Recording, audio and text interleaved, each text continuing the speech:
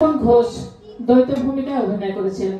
তিনি নিখিলের ভূমিকায় অভিনয় করেছেন, যিনি রাশিয়া থেকে ডক্টরেট করে এসেছেন এবং গ্রামে ফিরে এসে মানুষকে সংঘবদ্ধ হতে প্রেরণা জুগিয়েছেন। অপূর্ব হয়েছে, অপূর্ব। নৈবেদ্যের পক্ষ থেকে আমি একটা কথা বলবো আর কি, যেটা নাটকটা আমাদের খুবই অসুবিধার মধ্যে করতে হয়, এটা আপনারা দেখেও বুঝতে পেরেছেন, কারণ আমরা ঠিকভাবে সেট পাই না। সবচেয়ে বড় কথা, অভিনয়ের জন্য আমাদের বাইরে থেকে সদস্য বা ছেলে বা আমাদের সাহায্য নিতে হয়। তো এই অর্পণ, ইমন আর আকাশ, এই তিনজনের বাড়ি 10 ঘড়া। ওখান থেকে ওরা নিয়মিত রিহার্সাল দিতে এসেছে শুধুমাত্র সুভাষিসদা এবং আমার কথায়।